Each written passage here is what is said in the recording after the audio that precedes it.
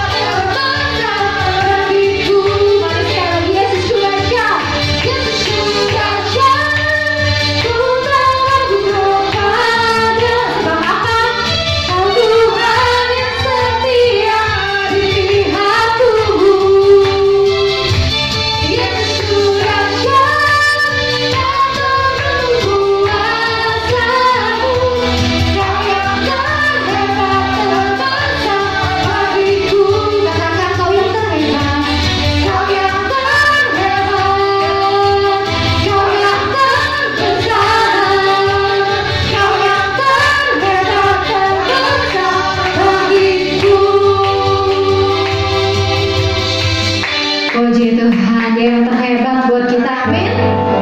Amin. Yuk kita mau sambung pujian kita. Kita mau kecaplah dan lihatlah betapa Tuhan itu baik. Kita mau rasakan anugerahnya.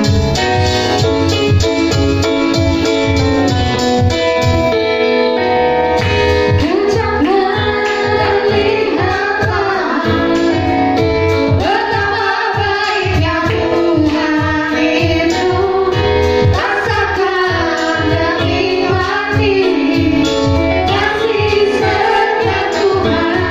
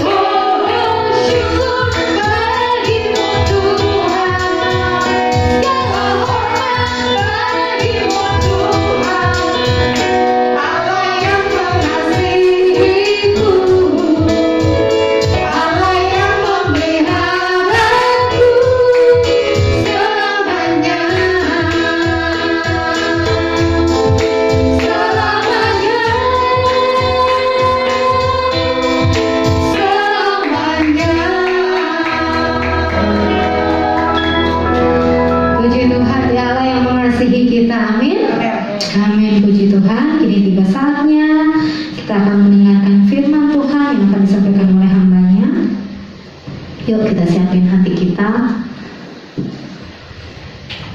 Dia Allah yang beserta kita. Mungkin kita yang sering tinggalin Tuhan kita, tapi percayalah tidak pernah sedetik pun Tuhan kita yang tinggalin kita. Amin. Mari dengan iman kita menaikkan pujian ini, kita mau datang kepada Tuhan, kita mau katakan Immanuel, Immanuel, Kau beserta dengan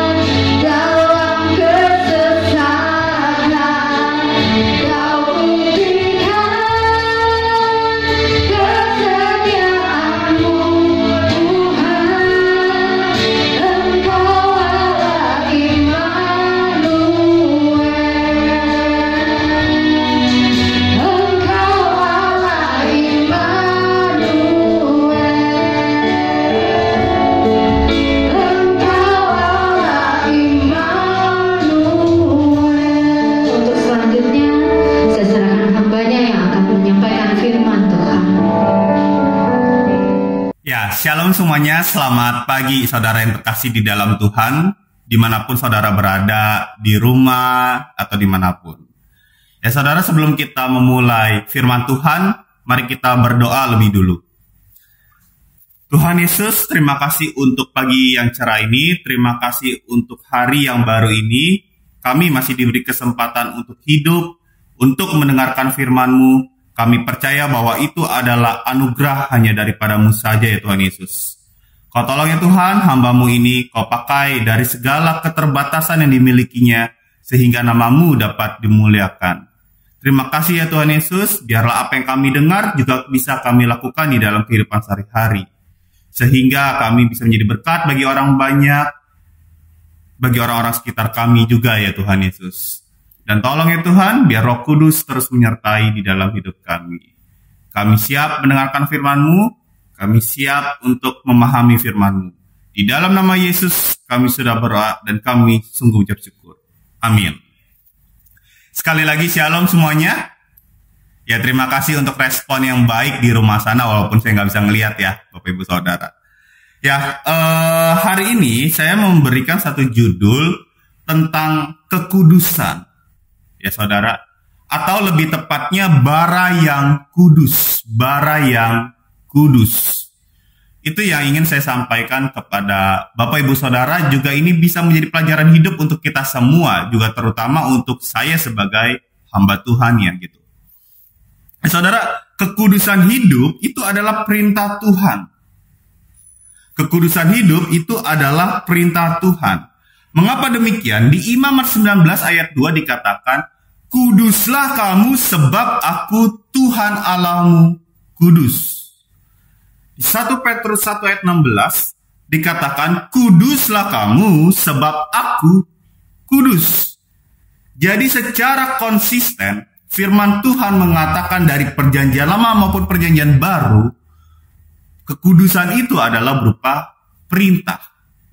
Jika perintah, berarti harusnya kita lakukan. Jika perintah itu jelas-jelas dari Tuhan, berarti itu adalah sesuatu hal yang harusnya kita mampu melakukannya. Ya, saudara, gini aja ya saudara. Mari saya gambarkan saya sebagai seorang guru gitu ya. Guru memberikan banyak pelajaran kepada anak murid. Setiap awal semester itu biasanya kami diharuskan membuat teaching outline, di mana kita tuh harus memikirkan kira-kira nih tugas apa yang perlu diberikan kepada anak murid. Kalau saya biasanya bikinnya setahun langsung sih, baik semester 1 maupun semester 2 gitu. Jadi di dalam di dalam 1 tahun ini atau 1 semester ini kira-kira nih mau kasih tugas apa ya gitu kepada siswa-siswi kita semua. Nah, waktu kami memberikan tugas, tentu kami memberikan sesuai dengan kapasitas mereka masing-masing. Nggak mungkin anak SD dikasih tugas ke anak SMA gitu kan ya. Ataupun juga sebaliknya. Tapi sesuai dengan kapasitas kemampuan mereka masing-masing.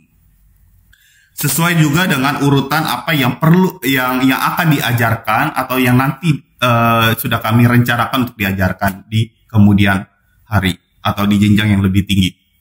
Jadi artinya kami memikirkan kira-kira tugas apa yang mereka bisa lakukan. Bukan yang tidak bisa mereka lakukan. Seperti itu saudara.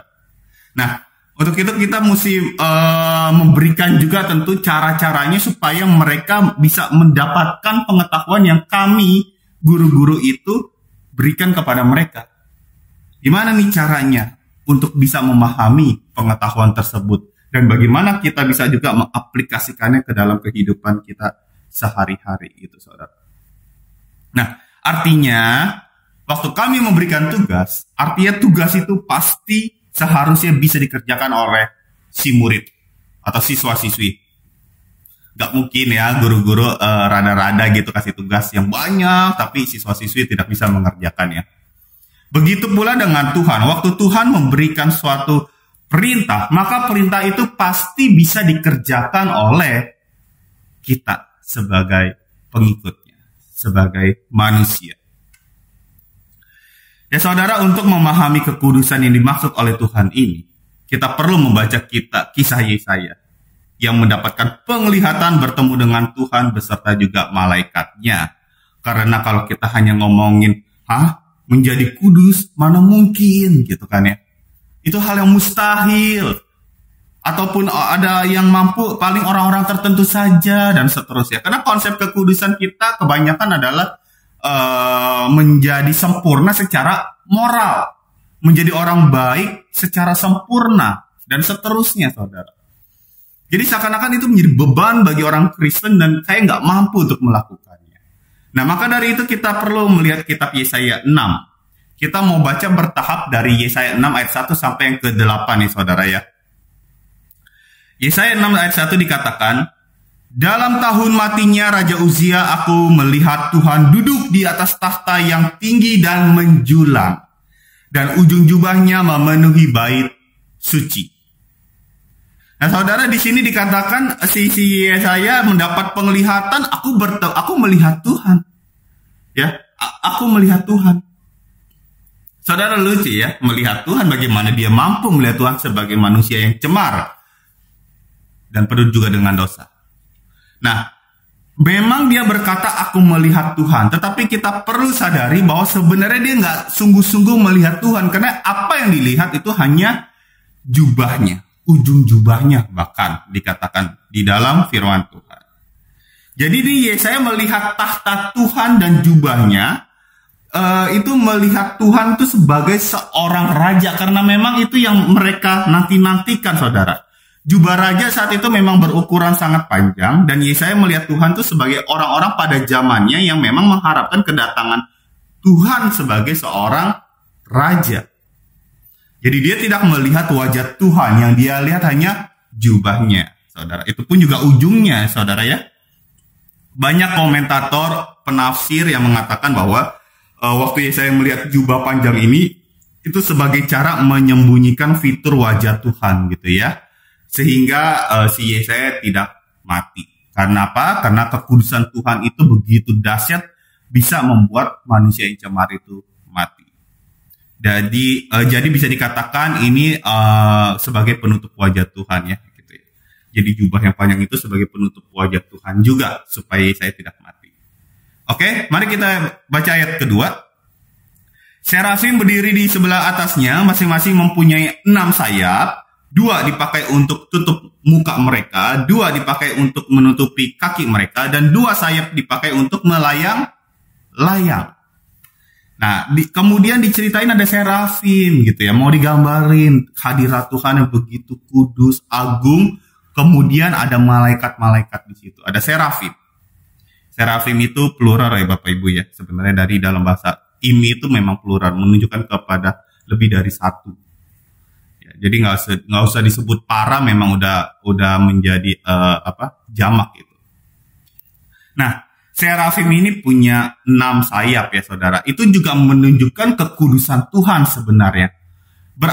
Mau kasih tahu bahwa malaikatnya saja, sekalipun dia bisa melayang, memiliki 2 sayap untuk melayang, tetapi 4 sayap lainnya itu untuk menutupi diri. Mengapa? Karena dipercaya bahwa serafim ini melayani Tuhan. Jadi artinya mereka dekat dengan Tuhan. Mereka perlu menutupi kaki, perlu menutupi mata supaya mereka tidak mati. Kira-kira seperti itu saudara. Dan 2 lagi untuk terbang. Artinya walaupun mereka punya kemampuan untuk terbang, tetap mereka perlu menutupi diri. Kekudusan Tuhan itu begitu dahsyat. Bahkan ciptaannya pun tidak mampu untuk melihat Tuhan. Saya ingin membawa saudara untuk memiliki konsep pikiran yang seperti ini lebih dulu ya. Ayat 3 dikatakan, dan mereka berseru, serafimnya ya, seorang kepada seorang katanya, kudus, kuduslah Tuhan semesta alam, seluruh bumi penuh kemuliaannya. Ini kayak lagu ya saudara ya. Banyak lagu yang memakai lirik ini. Nah, kekudusan Tuhan itu memang selalu disertai dengan kemuliaan Tuhan, hadirat Tuhan, atmosfer Tuhan, saudara. Konsep kekudusan bagi banyak orang, seperti yang saya bilang tadi, adalah menjadi orang baik secara moral. Jadi kalau kita banyak orang berpikir gini, oh Tuhan itu kudus, hadirat Tuhan begitu nyata. Kenapa? Karena perbuatan baik yang dia lakukan, kebaikan yang dia miliki itu membuat dia sempurna secara moral. Nah saudara, Memang Tuhan seperti itu, tetapi jika pengetahuan kekudusan kita hanya sebatas perbuatan baik saja, atau tindakan baik saja, atau sempurna secara moral saja, maka itu masih dangkal. Karena makna kekudusan di dalam firman Tuhan jauh lebih kaya, saudara. Kata kudus di dalam bahasa aslinya itu disebut kados, ditulis kados, yang artinya adalah dipisahkan atau dikhususkan, dipisahkan atau dikhususkan. Contohnya seperti minyak urapan. Minyak urapan itu disebut sebanyak 30 kali. Ya, Alkitab mengasih tahu bahan-bahan untuk membuat minyak urapan, saudara. Fungsi minyak urapan untuk apa? Selain untuk mengurapi tentunya, juga dipakai untuk menandakan bahwa semua ada barang-barang kudus dan ada barang-barang yang tentu tidak kudus gitu. Maksud saya, barang-barang yang dipakai yang dimasukkan ke dalam bait suci kemudian taruh di situ, maka itu perlu dipercikan ya ke kemah suci, perabotannya, untuk menandakan bahwa semuanya itu kudus dan dipisahkan bagi Allah. Di dalam Keluaran 25 ayat 6, Imamat 8 ayat 30, Bilangan 14 ayat 6 dikatakan demikian, saudara. Jadi itu dikhususkan, dipisahkan dari benda-benda yang lain, perabotan-perabotan yang lain. Yang ini untuk keperluan ibadah di kemah suci atau di bait suci. Yang ini tidak dipakai. Jadi yang ini dikasih minyak urap. Jadi selain itu pun juga dipakai untuk mengurapi imam besar serta keturunannya, saudara. Intermezzo sedikit, sebanyak 3 kali juga minyak ini dinyatakan sebagai minyak urapan yang kudus. Jadi orang Yahudi itu dilarang keras untuk membuat minyak tersebut untuk kepentingan pribadi atau diri sendiri. Bisa dikatakan ya nggak boleh main-main pakai minyak itu, saudara ya.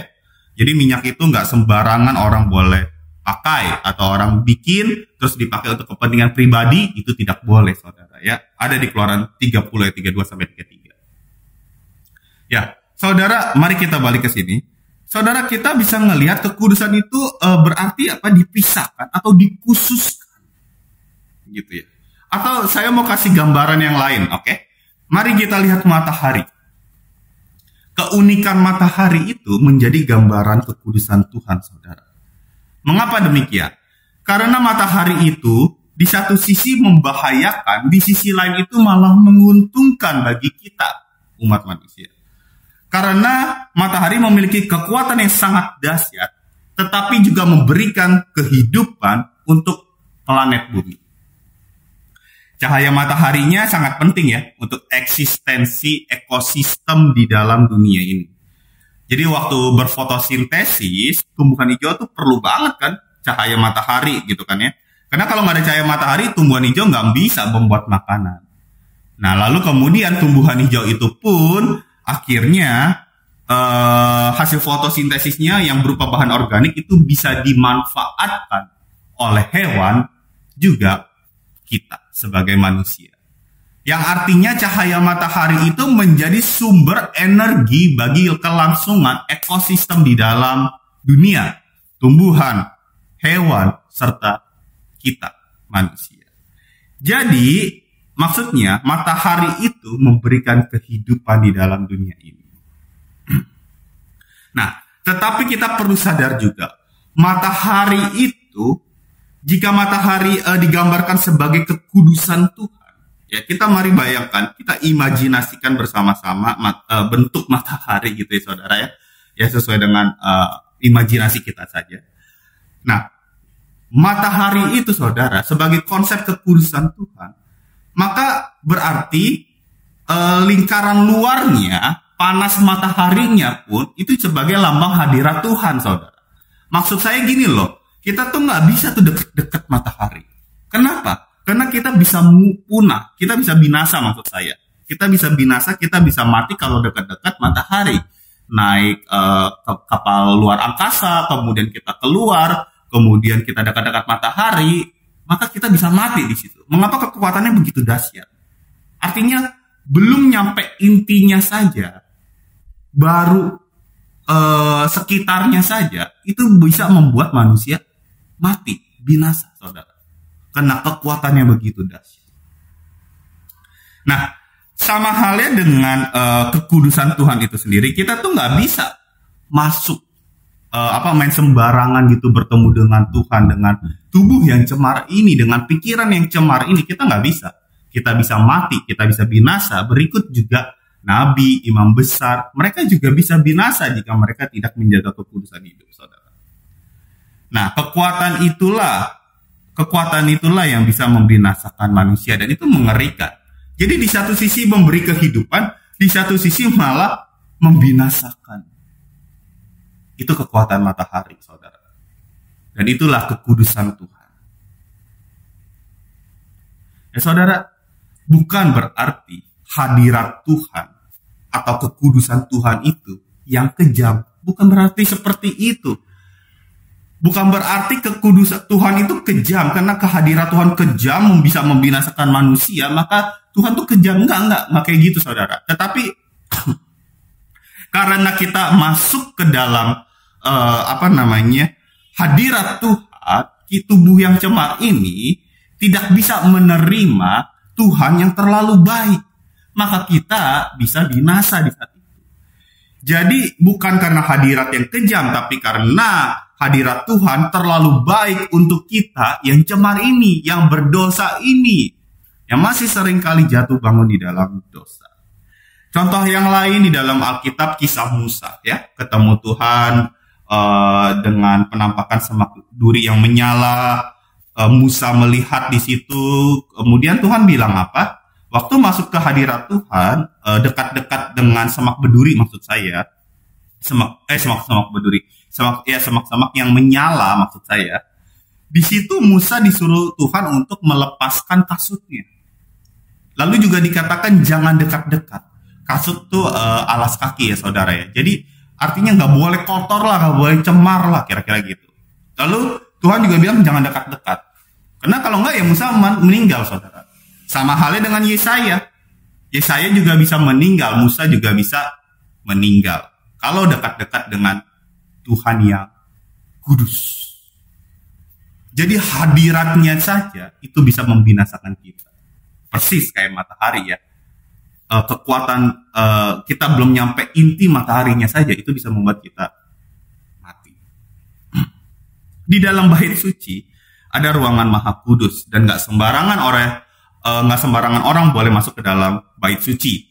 Hanya imam besar saja, keturunan Lewi. Kalau keturunan Lewi yang berdosa saja, itu pun bisa membuat dia meninggal, saudara. Jadi nggak sembarangan. Udah keturunan Lewinya pun harus menjaga kekudusan hidup, saudara. Nah, jadi maksud saya gini loh. Tuhan itu kan kudus, ya. Kenapa? Karena dia terpisah, dikhususkan gitu, ya. Dipisahkan dari dosa, dari sesuatu yang cemar. Jadi emang Tuhan gak bisa berdosa, karena itu sudah terpisah gitu, ya. Sudah terpisah, gak bisa disatukan. Nah, jadi konsep di dalam perjanjian lama ini, kalau yang cemar masuk ke dalam hadirat Tuhan, maka yang cemar ini bisa binasa. Itu poin utamanya. Lalu bagaimana kita bisa masuk dong ke dalam hadirat Tuhan? Bagaimana dong bisa Tuhan ada di dalam diri kita? Kira-kira kayak gitu, ya. Karena kalau enggak ya kita bisa mati, kan. Nah, untuk itu lewat penglihatan Yesaya ini ada sesuatu yang berbeda dari konsep perjanjian lama yang sudah tertanam di pikiran orang Yahudi saat itu, sejak lama. Ayat 4 dikatakan, maka bergoyanglah alas ambang pintu disebabkan suara orang yang berseru itu, dan rumah itu pun penuhlah dengan asap. Asap di ayat 4 itu sangat mungkin ada untuk menyembunyikan wajah Tuhan, saudara. Mengapa demikian? Supaya Yesaya tidak mati. Jadi rumah atau ruangan itu penuh dengan asap, gitu, ya. Jadi itu kayak Yesaya dia masuk ke dalam hadirat Tuhan, dalam suatu ruangan, ada ujung jubah Tuhan, ada serafim, mari kita imajinasikan gitu kan, ya. Lalu melayang-layang serafimnya, ada asap dan lain sebagainya. Itu semua untuk menutupi dipercaya untuk menutupi kemuliaan Tuhan, kekudusan Tuhan supaya Yesaya tidak meninggal. Ayat 5. Nah, ini poin utama ya. Lalu kataku, jadi waktu Yesaya udah masuk ke hadirat Tuhan ya, waktu Yesaya melihat ada serafim, ada kekudusan Tuhan begitu nyata, ada asap-asap seperti itu. Lalu Yesaya berkata di situ, celakalah aku binasa, sebab aku ini seorang yang najis bibir, dan aku tinggal di tengah-tengah bangsa yang najis bibir. Namun mataku telah melihat Sang Raja, yakni Tuhan semesta alam. Jadi waktu dia masuk ke dalam hadirat Tuhan di situ, kekudusan Tuhan di dalam ruangan atau rumah di situ, dalam penglihatan dia langsung berkata, celakalah aku binasa, saudara. Dia ngerasa najis bibir, dia ngerasa berdosa sekali di dalam kekudusan Tuhan itu. Dia ngeri, saudara, dia takut di situ. Kenapa? Karena dia sadar dia memiliki konsep yang sama seperti orang banyak di Perjanjian Lama. Apa itu? Dekat dengan Tuhan, dekat-dekat dengan Tuhan, maka dia bisa mati. Jadi hadirat Tuhan tuh begitu dahsyat kuasanya, sehingga tidak sembarangan orang. Dia ngerasa berdosa nih, najis bibir nih, ya. Dia merasa najis bibir, itulah sebabnya dia ngerasa berdosa. Lalu kemudian waktu masuk ke hadirat Tuhan, ya mati deh gue, binasa deh gue. Kira-kira kayak gitu, saudara. Nah, dia ngerasa ada yang gak beres di dalam dirinya. Kenapa? Karena di ayat-ayat sebelumnya pun juga dikatakan gitu ya. Yesaya sering berkata, celakalah bangsa ini, celakalah bangsa itu. Jadi dia sering menghakimi orang lain. Ya. Kali ini, waktu di hadapan Tuhan, dia perlu mengoreksi diri dia sendiri. Ada kerendahan hati, ada penundukan diri waktu dia masuk ke dalam hadirat Tuhan. Kekudusan Tuhan itu sendiri. Ya, dari kata-kata yang keluar dari mulutnya itu, terlihat sekali kalau dia sedang ketakutan. Pertanyaannya adalah, apakah dia langsung mati saat itu? Tidak, saudara. Karena di ayat 6 dikatakan gini ya. Ayat 6 dan 7 saya langsung bacakan. Tetapi seorang daripada serafim itu terbang. Di tangannya ada bara yang diambilnya dengan sepit di atas mezbah. Ia menyentuhkannya kepada mulutku serta berkata, lihat, ini telah menyentuh bibirmu. Maka kesalahanmu telah dihapus dan dosamu telah diampuni. Jadi di situ ada serafim bawa bara yang kudus. Ini judul khotbah saya, bara yang kudus. Kemudian bara yang kudus itu membuat Yesaya menjadi suci, saudara. Dosamu diampuni. Dosamu dihapus. Kesalahanmu dihapus, dosamu diampuni. Dikatakan seperti itu. Serafim memberi bara pada bibir Yesaya. Selomot gitu ya kali saudara ya. Nah, Yesaya ini jadi langsung suci secara instan, bisa dikatakan gitu ya. Padahal harusnya gini ya, kalau kita mau paham secara di dalam kehidupan sehari-hari gitu ya. Pasti konsep kita sama, saudara. Kalau ada orang sedang lagi sakit, dia kena virus atau terjangkit suatu penyakit, maka kita nggak boleh dekat-dekat orang itu. Kenapa? Karena bisa menular. Kitanya bisa kena. Oke? Artinya apa? Yang sakit nggak boleh dekat-dekat yang sehat. Yang sehat nggak boleh dekat-dekat yang sakit. Supaya yang sehat ini jangan sampai sakit. Kalau dia ada virus, kita nggak boleh dekat-dekat dong. Ya kan? That's why kita dihimbau memakai masker dan lain sebagainya. Nah, jadi kita perlu menjaga diri, saudara. Kita perlu menjaga diri, bahkan melindungi diri. Ya, kalau mereka yang merawat orang-orang yang sakit COVID-19 gitu, mereka kan memakai perlindungan khusus gitu kan ya, dari atas kepala sampai ujung. Nah, kenapa? Karena untuk melindungi diri. Artinya yang cemar tidak boleh dekat yang sehat. Karena jika demikian, maka yang sehat ini bisa cemar.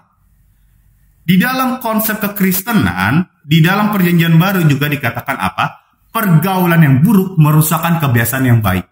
Artinya, walaupun kita baik, kemudian kita bergaul dengan orang-orang yang buruk, maka yang baik ini bisa berubah menjadi buruk. Jadi kita disuruh menjaga diri di dalam hal itu. Sesuatu yang cemar jika menyentuh atau bertemu atau bergaul dengan yang baik, maka yang baik itu bisa menjadi cemar. Itu konsep di mana-mana memang seperti itu, saudara. Bahkan di dalam Alkitab pun juga demikian. Tapi kisah ini justru memberi konsep yang baru lewat bara yang kudus. Karena bara yang kudus ini waktu menyentuh bibir Yesaya yang najis bibir, wajarnya, cenglingnya, ya bara yang kudus ini malah jadi tidak kudus. Kenapa? Karena nyentuh sama yang tidak kudus. Kan kayak gitu dong. Konsepnya kan harusnya seperti itu dong. Tapi Tuhan mau kasih paradigma yang berbeda di dalam hal ini. Yesaya diubahkan lewat bara itu. Kesalahannya dihapus, dosanya diampuni. Jadi maksudnya, bukannya hidup kudus menjadi suci dulu, lalu mungkin bisa masuk ke dalam bait suci. Tetapi kekudusan ini justru keluar dari bait suci atau keluar langsung dari Tuhan itu kepada Yesaya. Serta menghidupkan mereka semua, saudara. Ya. Jadi maksud saya itu bukan usaha manusia untuk bisa menjadi kudus, tetapi inisiatif dari Tuhan itu sendiri untuk bisa membuat manusia menjadi kudus. Artinya kita tidak bisa menjadi kudus jika kita di luar Tuhan. Kita harus di dalam Tuhan, diam di hadirat Tuhan, jaga kekudusan hidup, kemudian kita bisa masuk dalam proses untuk menjadi kudus. Bara yang menyucikan bibir Yesaya ini adalah gambaran Yesus, saudara, sebenarnya ya. Jadi waktu Yesus hadir di dunia, dia menyentuh orang-orang yang cemar, yang berpenyakit, dia sembuhkan, yang lumpuh, dia pulihkan, yang buta, dia pulihkan. Zakheus, orang-orang lainnya, Matius, murid dia salah satunya, semuanya yang melakukan banyak kegiatan dosa atau banyak kesalahan. Waktu Yesus bertemu dengan mereka, Yesus yang kudus ini tidak menjadi cemar waktu menyentuh mereka, tetapi Yesus yang kudus ini membuat mereka berubah, masuk ke dalam satu proses. Murid-muridnya nggak serta-merta langsung menjadi baik, ya. Salah satunya adalah ya Petrus, Yohanes, Yakobus. Itu kan keterlaluan ya, saudara ya. Yohanes ingin membinasakan orang Samaria, masih ada niat membunuh waktu dia udah jadi murid Yesus. Jadi butuh proses untuk masuk ke dalam kekudusan itu sendiri, saudara. Tapi maksud saya, Yesus tidak serta-merta menjadi cemar waktu bertemu dengan mereka, waktu bertemu dengan orang yang berpenyakit. Mengapa? Karena pada dasarnya Yesus kudus. Ya. Karena Yesus adalah Tuhan. Nah, Yesus pun juga menyatakan bahwa dia adalah wujud manusia dari kekudusan Tuhan itu sendiri. Sehingga Yesus itu menjadi perantara antara Tuhan dengan manusia yang cemar ini. Seperti itu, saudara. Sehingga Yesus dan para pengikutnya menjangkau ke seluruh dunia untuk memberikan kesembuhan, memberikan harapan bagi mereka yang membutuhkannya, saudara ya. Nah, jadi sebagai pengikut Kristus, peran kita adalah yang bersedia diutus untuk membawa kehidupan bagi orang banyak, bermanfaat bagi orang banyak, menjadi saksi Kristus, memberikan harapan bagi mereka yang kehilangan harapan. Nah, konsep bara yang kudus itu harusnya menjadi kekuatan bagi kita untuk menjadi saksi Kristus di kemudiannya. Mengapa? Yesaya bisa melakukannya. Maka Yesaya di ayat 8 dikatakan gini, lalu aku mendengar suara Tuhan dan berkata, siapakah yang akan kuutus? Itu kata Tuhan ya. Yesaya bilang, masih Tuhan ya. Dan siapakah yang mau pergi untuk aku? Lalu Yesaya bilang, maka sahutku, here I am. Ini aku, utuslah aku. Kata Yesaya. Jadi kekudusan Tuhan yang begitu instan yang diberikan kepada Yesaya, itu diberikan kepada Yesaya karena memang Yesaya punya tugas khusus, saudara. Ada hal khusus yang perlu dia lakukan, yang perlu dia kerjakan. Makanya di sini dia langsung berkata, ini aku, utuslah aku.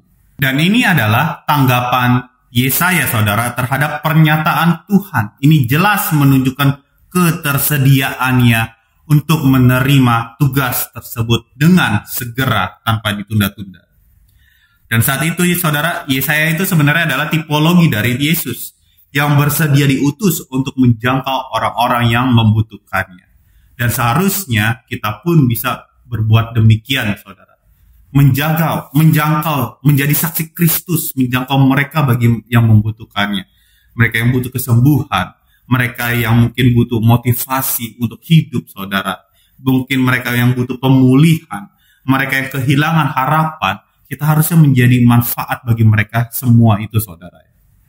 Tetapi sebelum itu terjadi, pastikan dulu sebelumnya untuk kita diam di dalam hadirat Tuhan, di dalam kekudusan Tuhan. Kita perlu melewati prosesnya, saudara. Untuk itu kita baca, kita tutup dengan 1 Petrus 1 ayat 14-16. Dikatakan demikian, hiduplah sebagai anak-anak yang taat, dan jangan turuti hawa nafsu yang menguasai kamu pada waktu kebodohanmu. Tetapi hendaklah kamu menjadi kudus di dalam seluruh hidupmu, sama seperti Dia yang kudus yang telah memanggil kamu. Sebab ada tertulis, kuduslah kamu sebab aku kudus. Ya, jadi saudara, Petrus di dalam perjanjian baru ini pun juga dikatakan, kuduslah kamu sebab aku kudus. Caranya bagaimana? Caranya kita butuh taat. Dan jangan turuti hawa nafsu kita yang sering kali menguasai diri kita, saudara. Nah, untuk itu kita perlu melakukan langkah-langkah ini, saudara, di dalam kehidupan keseharian kita. Dari seluruh firman Tuhan yang ingin saya sampaikan kepada saudara adalah, mari kita datang ke dalam hadirat Tuhan, di dalam kekudusan Tuhan itu. Kita perlu datang. Karena kekudusan itu hanya ada di dalam Tuhan. Perbuatan baik kita tidak akan membuat kita menjadi kudus, saudara ya. Kita nggak bisa menjadi sempurna secara moral tanpa campur tangan Tuhan. Untuk itu kita perlu datang kepada Tuhan. Biar Tuhan yang menyucikan, menguduskan kita lebih dulu. Kita minta ampun atas dosa-dosa yang masih sering kita lakukan. Kalau memang ada di antara saudara yang belum pernah mengundang Yesus sebagai Tuhan dan Juru Selamat, ada baiknya saudara berdoa lebih dulu secara pribadi. Jika saudara mau dibimbing, saudara bisa WA langsung saat ini juga kepada Google, mungkin kepada CL, atau mungkin ke Om Wiwi, atau mungkin ke saya, atau ke siapapun yang saudara percayakan sebagai pembina rohani. Saudara perlu mengundang Yesus sebagai Tuhan dan Juru Selamat, karena hanya Dialah pribadi yang saya gambarkan sebagai bara yang kudus tadi, yang bisa menyucikan, menguduskan kita. Amin, saudara. Nah, untuk itu datang kepadanya. Jika sudah, kalau kita memang sudah pernah, maka kita juga perlu mengakui atas kesalahan yang kita perbuat atau dosa-dosa yang kita lakukan, baik yang secara disengaja maupun mungkin ada yang tidak disengaja. Sehingga kita bisa dipulihkan, disucikan kembali. Seperti 1 Yohanes 1 ayat 9 juga dikatakan, jika kau mengakui seluruh dosamu, maka kau akan diampuni, disucikan kembali. Maka kita perlu datang kepada Tuhan dan minta ampun. Persis seperti Yesaya waktu bertemu dengan Tuhan. Gambaran Tuhan itu membuat dia menunduk, saudara. Membuat dia mengakui atas kesalahan yang dia perbuat, saudara. Najis di dia. Dia ngerasa kotor waktu dekat dengan Tuhan yang begitu kudus, begitu bersih, saudara. Kita perlu datang kepada Tuhan untuk membersihkan seluruh dosa-dosa sehingga kita bisa. Kemudian kita bisa menjaga kekudusan hidup seperti yang tertulis dalam kitab Petrus tadi. Kita harus menjaga kekudusan hidup. Kita hidup sebagai anak yang taat, tentu sesuai dengan kebenaran firman Tuhan. Dan juga belajar mengendalikan diri dari nafsu yang jahat. Amin, saudara. Jangan menginput sesuatu yang memang tidak disukai dengan Tuhan. Ya. Karena di firman Tuhan yang lain pun, Amsal juga mengatakan, jagalah hatimu dengan penuh segala kewaspadaan. Kenapa? Karena kita perlu menjaga, memfilter sesuatu yang masuk ke dalam diri kita. Karena apa yang masuk itu menentukan apa yang keluar. Kita perlu jaga apa yang masuk di dalam diri kita, dalam hati kita. Karena inputnya bagus, outputnya juga pasti bagus. Jaga kekudusan kita. Itu bagiannya kita, saudara. Itu bagiannya kita. hidup di dalam ketaatan. Lalu kemudian kita bisa menjadi saksi Kristus. Di dalam prosesnya itu pun kita juga bisa tetap menjadi saksi Kristus seperti Yesaya, saudara. Seperti Yesaya. Dan hidup kita bisa menjadi berkat dan bermanfaat bagi orang banyak. Amin, saudara. Mari saya ulangi kembali, datang kepada Tuhan. Lalu kemudian kita memperbaiki diri kembali, jaga kekudusan hidup. Dan pada akhirnya kita bisa jadi saksi Kristus. Kita ceritakan pengalaman kita tentang Tuhan, bagaimana Tuhan memulihkan dosa-dosa kita. Tuhan mengampuni dosa-dosa kita. Ya parah-parah, Tuhan tetap mau memeluk kita. Dia begitu kudus, dia mau menyentuh kita. Nggak bisa dekat-dekat dengan Bapa di sorga, karena dia begitu luar biasa kudusnya. Tetapi melalui Yesus, dia telah menjadi perantara antara kita dengan Bapa di sorga. Amin, saudara. Mari kita berdoa. Tuhan Yesus, terima kasih untuk hari ini. Terima kasih untuk berkat firman-Mu ya Tuhan, yang bisa menjadi kekuatan bagi kami semua. Kau tolong kami tidak hanya mendengar saja, tetapi kami mau juga melakukannya di dalam kehidupan kami sehari-hari ya Tuhan. Ampuni kami yang seringkali masih berbuat salah lewat bibir kami, lewat sikap kami, lewat keseharian kami, sehingga hidup kami tidak menjadi berkat bagi orang banyak. Ampuni kami ya Tuhan. Namun hari ini kami mau ya Tuhan datang kepadamu. Kami mau mengakui, kami mau menunduk diri Tuhan di hadapan. Kami mau minta ampun ya Tuhan Yesus atas kesalahan kami. Kau tolong kami ya Tuhan, sertai di saat proses kami di dalam keseharian kami menjaga kekudusan ini. Karena itu tidak mudah. Kami butuh bantuan Engkau ya Tuhan. Kami butuh bantuan Roh Kudus untuk menyertai kami. Terima kasih ya Tuhan Yesus. Kau juga tolong kami, tolong didik kami sedemikian rupa ya Tuhan, sehingga kami bisa menjadi saksi Engkau dimanapun kami berada. Sehingga nama-Mu dimuliakan dimanapun kami berada. Terima kasih Tuhan Yesus, terima kasih ya Tuhan untuk berkat-Mu ini. Biar ini menjadi kekuatan didikan bagi kami semua. Hamba-Mu berhenti berbicara, tetapi biarlah Roh Kudus terus menyertai kami semua. Di dalam nama Yesus kami sudah berdoa dan kami mengucap syukur. Yang percaya katakan, amin. Tuhan Yesus memberkati. Tuhan, setelah kita mendengarkan firman Tuhan, saya yakin kita semua diberkati oleh firman-Nya. Amin. Amin. Saya atas nama Ibu Gembala mengucapkan terima kasih untuk hambanya yang telah menyampaikan firman Tuhan. Tuhan Yesus memberkati. Sebagai rasa ucapan syukur kita di hadapan Tuhan, jangan lupa saya mengajak Bapak, Ibu, Saudara-saudari untuk memberikan persembahan yang merupakan ucapan syukur kita di hadapan Tuhan. Bisa ke rekening di samping saya ini, bisa transfer ke sini. Terima kasih untuk persembahannya. Tuhan Yesus memberkati. Oke, sekarang kita mau akhiri ibadah kita saat ini. Yuk, kita mau nyanyi kemuliaan bagi Allah di tempat yang maha tinggi.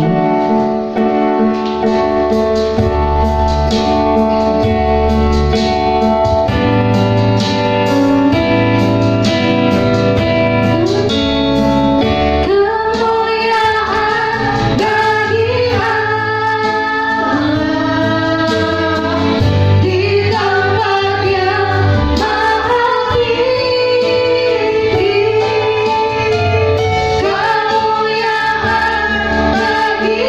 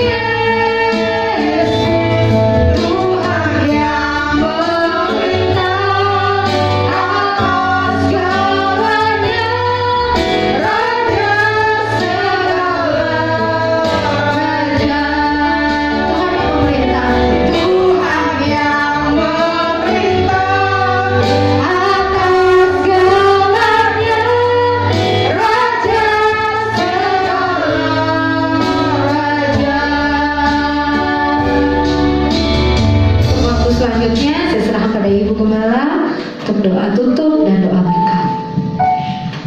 Bapak Ibu Saudara, mari kita sama-sama berdiri, kita akan menaikkan doa syafaat.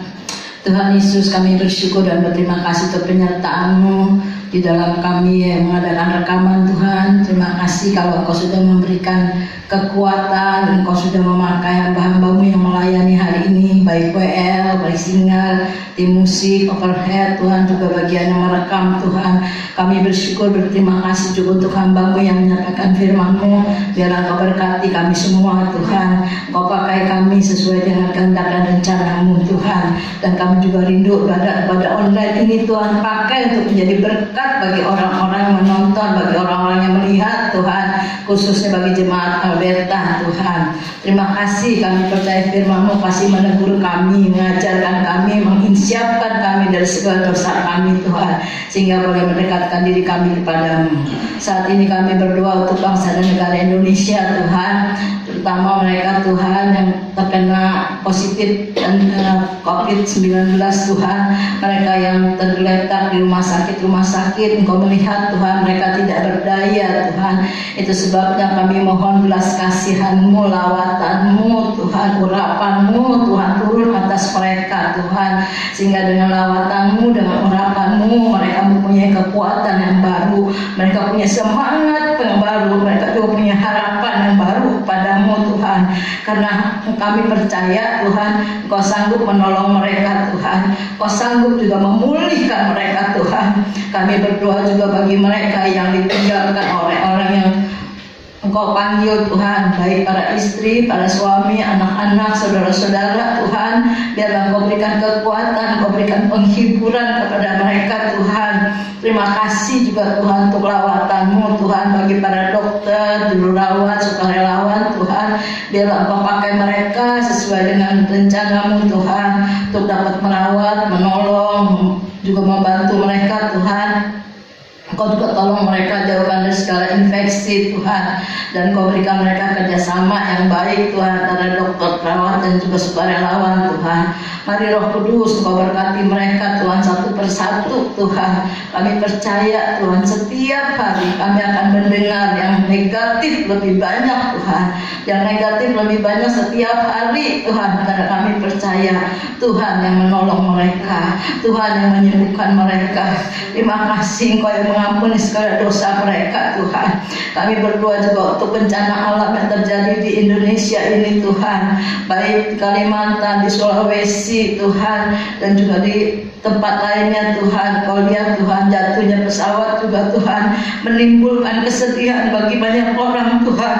Itu sebabnya mari Roh Kudus, Kau lawat mereka, Tuhan, keluarga-keluarga yang ditinggalkan, keluarga-keluarga, Tuhan, yang mengalami kehilangan saudara mereka, orang tua mereka, anak-anak mereka, Tuhan. Lawat mereka, Tuhan. Kau berikan kekuatan, Kau berikan penghiburan kepada mereka, Tuhan. Terima kasih ya Bapak, terima kasih untuk mereka yang mengalami gempa, yang mengalami longsor, mengalami kebanjiran, Tuhan. Tolong berikan mereka tempat yang memadai, Tuhan, supaya mereka terpelihara, Bapak. Kami tidak lupa berdoa untuk Bapak Presiden kami Jokowi bersama wakilnya, amin, Tuhan. Biar mereka boleh tetap bersatu, bergandengan tangan, saling membantu, saling menolong. Dan biar Tuhan Kau berikan hikmat kepada mereka, juga akal budi, apa yang harus mereka lakukan, apa yang harus mereka perbuat, Tuhan, untuk bencana alam ini, Tuhan. Mari Yesus, biarlah para menteri, para anggota DPR, kabinet, Tuhan, para semuanya, Tuhan, yang ada di Indonesia ini boleh bekerja sama, bergotong royong untuk menolong mereka yang terkena bencana alam, Tuhan. Terima kasih Bapak, terima kasih. Kami menyerahkan semuanya ke dalam tangan-Mu, Tuhan. Tidak lupa kami juga berdoa untuk para pengurus makam, Tuhan. Kau lihat mereka letih, Tuhan, mengurus makam dari pagi hingga malam, Tuhan. Sampai kadang mereka ada yang tidak sampai pulang ke rumah mereka, Tuhan, tidak bertemu dengan istri dan anak mereka. Itu sebabnya, Tuhan, kami mohon berikan kekuatan kepada mereka. Engkau yang memelihara istri dan anak-anak mereka, Tuhan. Terima kasih Bapak, Tuhan, tinggalkan mereka, Tuhan. Tapi biarlah Tuhan berkat-Mu turun atas mereka, pemeliharaan turun atas mereka, Tuhan. Terima kasih Bapak, terima kasih. Kami percaya, Tuhan, Engkau tidak tinggal diam, tapi Engkau Engkau mendengar seruan kami Tuhan, Engkau melihat Tuhan seruan kami yang memohon belas kasihan daripada-Mu Tuhan. Terima kasih Tuhan. Jangan lupa kami berdoa untuk anggota Alberta Tuhan. Di antara mereka mungkin ada yang sakit Tuhan. Biarlah Kau lawat, Kau jamah, Kau sembuhkan di dalam nama Yesus Tuhan. Tolong mereka Tuhan. Walaupun kami tidak menyebutkan namanya, tetapi Kau tahu di antara mereka siapa yang sakit Tuhan, siapa yang sedang bergumul, siapa yang sedang dalam kesusahan Tuhan. Biarlah Tuhan Kau yang menolong mereka satu persatu Tuhan.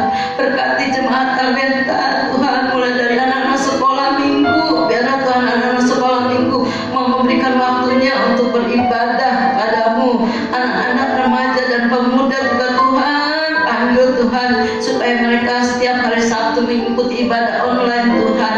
Bahkan kaum ibu yang kebaktiannya akan dimulai Tuhan, mari Kau berkati Tuhan. Juga untuk jemaat umum yang biasa mereka datang pagi dan sore Tuhan, berkati Tuhan, lawat Tuhan, tetap berikan kerinduan pada mereka Tuhan, supaya mereka tetap rindu mengikuti ibadah online Tuhan. Terima kasih Bapa, kami hanya dapat menyerahkannya kepadamu Tuhan, karena kami tahu Engkau memperhatikan kami Tuhan, Kau menolong kami. Itu sebabnya kami serahkan seluruh jemaat Alberta ke dalam tangan kuasa-Mu Tuhan. Engkau yang memberkati mereka masing-masing, rumah tangga mereka, keluarga mereka, anak-anak mereka Tuhan, baik yang kuliah, baik yang sekolah, baik yang bekerja Tuhan, berkati semuanya Tuhan. Terima kasih Bapak, terima kasih. Kami mengucap syukur dan berterima kasih kepada Tuhan, Allah yang hidup, Allah yang menjadi juru selamat dan penebus kami yang hidup. Haleluya, amin. Kekasih-kekasih Kristus yang diberkati Tuhan, pulanglah dan terimalah berkat Tuhan. Turunlah kiranya atas saudara-saudara semua kasih, karunia, dan damai sejahtera dari Allah Bapa, pengampunan dan kasih sayang dari Tuhan Yesus Kristus, penghiburan, penyertaan, bahkan pimpinannya dalam kuasa Roh Kudus memimpin kita sekalian, mulai saat ini sampai Maranatha Tuhan Yesus datang yang kedua kali. Di dalam nama Tuhan Yesus kami sudah berdoa dan bersyukur. Haleluya, amin. Terima kasih.